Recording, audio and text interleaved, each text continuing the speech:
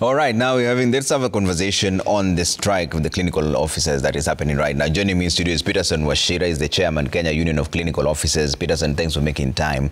What is the main bone of contention here, apart from the SHA empanelment? What do you, as clinical officers, want? Because the government has said that they had a deal with the governors now, and they're going to implement it immediately, and that you should call off your strike. Thank you, Trevor, and thanks for having me so that I can be able to expound on the issues that are taking us on strike. So the issues that have taken us on strike, there are two broad issues. One is the discrimination and exclusion from the Social Health Authority, something that I must say from the onset that is illegal and to some extent technically illogical. And the reason as to why I say this is because, you see, for any practitioner to see a Kenyan through the Social Health Authority system, the system and the board must recognize you. Recognition means they must recognize my certificate of registration and license. And they cannot recognize me as a person if they cannot recognize then the body that regulates me and gives me that certificate and license. In our case, that is the Clinic Officers Council. So, again, is the law, because the law, the Social Health Insurance Act, provides that this body is supposed to recognize all the relevant regulatory bodies that are registered through the Act of Parliament. Yeah. And after doing that, they are then supposed to receive a list of the registered practitioners or facilities. And once they get them, they list them and gazette them. That is what is called empanelment. Yeah. The recognition, the listing in their website, and the gazettement. Once they do that, then they can go ahead and negotiate contracts. And also, they can now be able to preauthorize because they are recognized within the system. They sat down as the board, went against the law, and decided that we are only going to recognize one of the regulatory bodies out of the more than 10 that we have. That is the Kenya Medical Practitioners and Dentists Council. And therefore, we were locked out of the system, which meant that no clinic officer would see a Kenyan through the SHA system. What are the repercussions to the patients? And you have been seeing it here. When the patients come to the facilities, the people you find, especially in level 2, level 3, the clinicians are purely clinical officers. When you go to the other levels of care, the outpatient, because we are the primary clinicians, you find the clinic officers in the outpatient. So when the patients come to the hospital, then we cannot be able to see them through the Social Health Authority system. They have to pay out of pocket. And that is why Kenyans are wondering why SHA is not working. And this is because a few people went against the law and sabotaged the system that they actually supposed to ensure that succeeds. Yeah. And that is why I'm saying that it is technically illogical, because it is self-sabotaging. Okay. And that is why we have come out and said on this issue of SHA, it's not an issue for negotiation. It is an issue that is very clear within the law. And that is what the Council of Governors agreed with us. Yeah. And I must really commend the Council of Governors because they have shown exemplary leadership on this issue. But they have asked you to call off the strike now because they were, as late as this evening, they were having a conversation with the PS Harry Kimutai, and they say that they've struck a deal. We have had a lot of trust issues with the ministry on this issue. We have met the leadership of the ministry.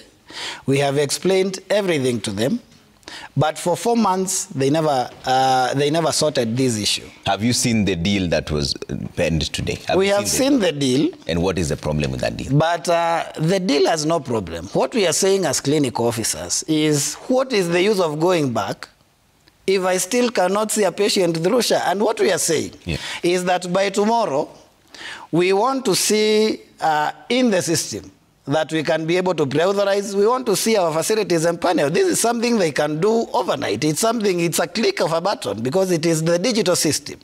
But then, Social Health Authority discrimination was not the only issue. There is another weighty issue.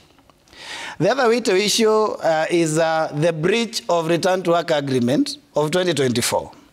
Last year, and I know Kenyans remember, we went for the longest strike in the history of clinical medicine in this country since 1928. Yeah. And we went on strike because both employers, both the Ministry of Health and the Council of Governors, were in contempt of court because Judge Brian Mongaya had given orders for them to sit with us and negotiate and conclude a CBA. Okay. So we went on strike to ensure that we enforce that. After the strike, the same judge ordered that we sit down, get into a return to work agreement, and register the same in court, which we did.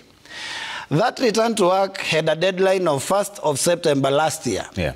But then, since then up to now, the county governments had not implemented the things, the CBA, which was to be done by then, promotions and redesignation using a new career guidelines that we have, the issue of medical insurance cover for the workers, and especially the what we call the UHC, CHAP, Global Fund, exploitative contracts, where they are paid half of what the others are paid. We had agreed that they were going to consult with the ministry, set aside budget so that in the next year they'll be able to confirm these people. So the Ministry of Health has really tried on the side of return to work agreement. They have promoted and redesignated. We have a medical cover. The CBA, we have even initialized. It's only awaiting the nod of the Treasury and SRC. Okay. But now they're also lagging behind in terms of the contracts because we have Global Fund where people have not been paid for 6 months. They have been working. They're in a confusion. They don't know whether they belong to the national government or the county government. And these are the issues that we want sorted. And how do we want sorted? But even now, the issue here seems to not be that there's no deal. It's that you don't trust the government, because you said that there was a deal that was struck this evening. So the issue here is not that there's no deal, it's that you don't trust the government. The deal we have is one, on Social Health Authority.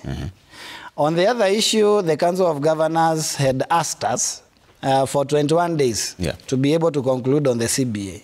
But then, we have another issue on promotions and recognition of career guidelines. And I think tomorrow we are having the meeting with the chair of the Human Resource in the Council of Governors, Governor Sakaja.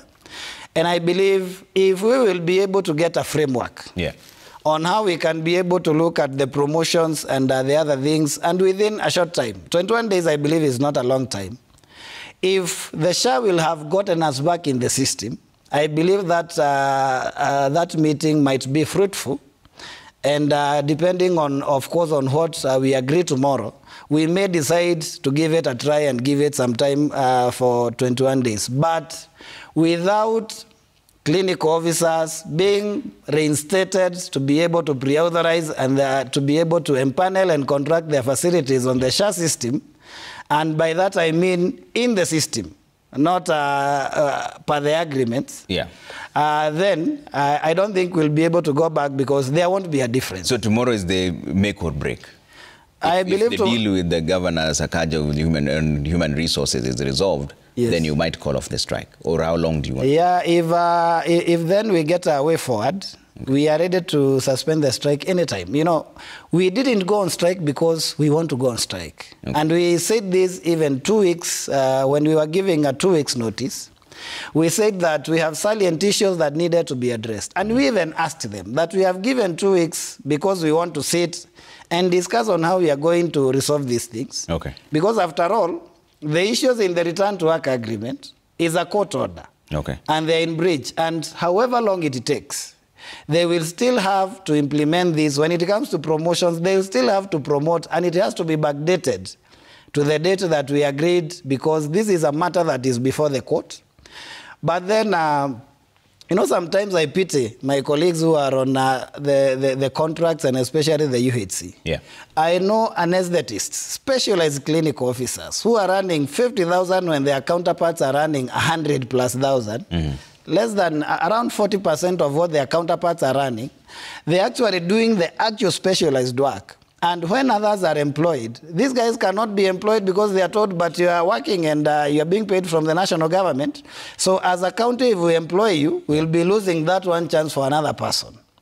So it is really unfortunate, and we believe that if there is goodwill, because we believe that the Ministry of Health can be able to sit down on a round table with the county governments and get some money to be able to, if they cannot absorb them right now, they have to wait. They can at least get some money to harmonize the salaries. Okay.